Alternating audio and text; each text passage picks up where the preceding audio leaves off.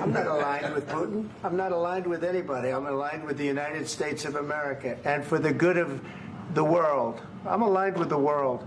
And I want to get this thing over with. You see the hatred he's got for Putin. It's very tough for me to make a deal with that kind of hate. He's got tremendous hatred. And I understand that, but I can tell you the other side isn't exactly in love with, him either. So it's not a question of alignment. I'm aligned with the world.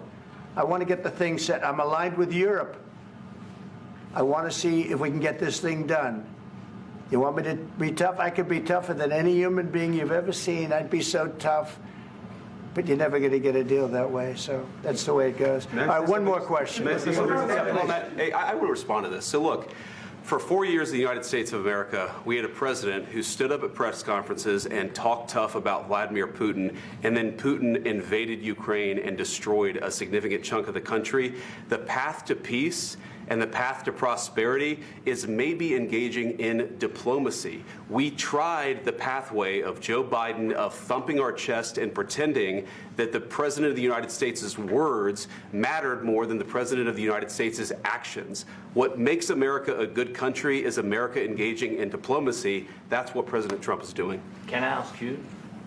Sure. Yeah? Yeah. Okay. So he occupied our parts, big parts of Ukraine, part of East and Crimea. So he occupied it on 2014.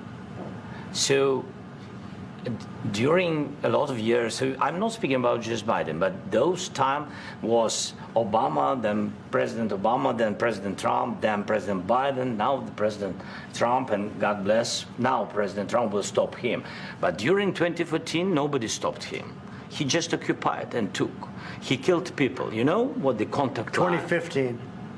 2014 2014. and 2014. 2014? Yeah. So I was not here. Yeah, but that's exactly right. Yes, but during 2014 till 2022, the situation the same. The people have been dying on the contact line. Nobody stopped him.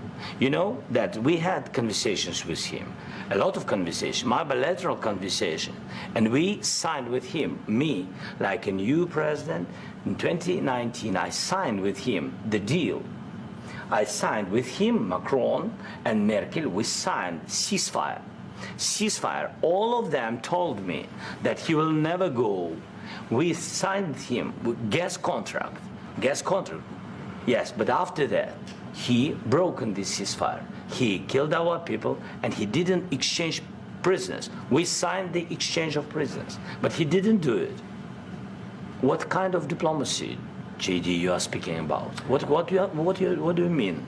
I'm talking about the kind of diplomacy that's going to end the destruction of your country. Yes, but if you Mr. President, with respect, I think it's disrespectful for you to come into the Oval Office and try to litigate this in front of the American media. Right now, you guys are going around and forcing conscripts to the front lines because you have manpower problems. You should be thanking the President for trying to bring an end to this conflict. Have you ever been to Ukraine that you say what problems we have?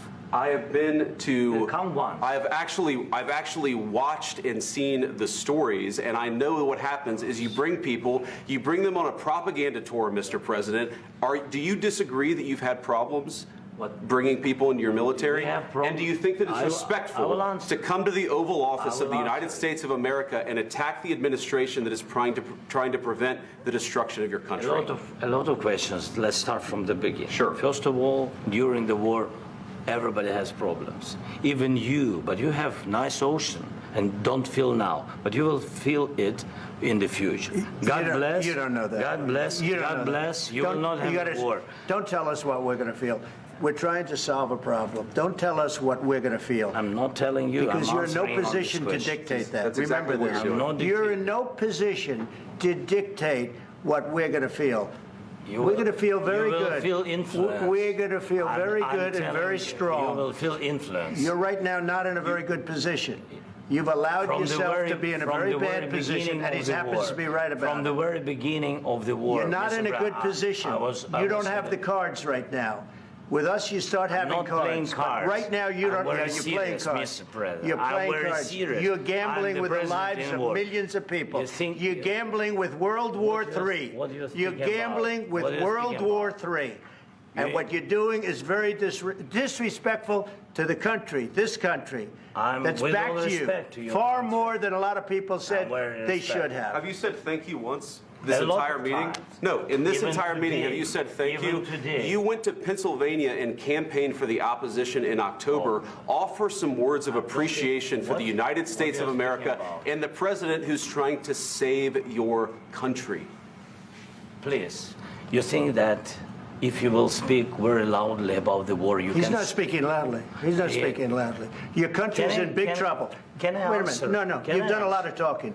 Your country is in big trouble. I know. You're not winning. I know. You're not winning this. I, You have a damn we- good chance of we are coming out staying- okay because of Mr. us. President, we are staying in our country, staying strong from the very beginning of the war. We've been alone, and we are thankful. I said thanks You haven't in been this alone. cabinet, You and haven't not been only alone. in this We cabinet. gave you, through I this said thank stupid you. president, $350 billion. You voted we gave for you your military equipment. You and you voted men for are your brave, president. but they had to use our military. What about if, West if you didn't have You our invited military me- equipment, you invited if me you to didn't speak. have our military equipment, this war would have been over in 2 weeks. In 3 okay? days, I heard it from Putin. In 3 days, this is something Maybe new. less. In 2 weeks, of course, yes. It's going to be a very hard thing to do business like this. I tell you. Just say thank you. I said a lot of accept times that thank there, you accept to that, American people. accept that there are disagreements, and let's go litigate those disagreements rather than trying to fight it out in the American media when you're wrong. We know that you're wrong. But you see, I think it's good for the American people to see what's going on. I over understand, there. sir. I think it's I very understand. important. That's why I kept this going so long. You have to be thankful.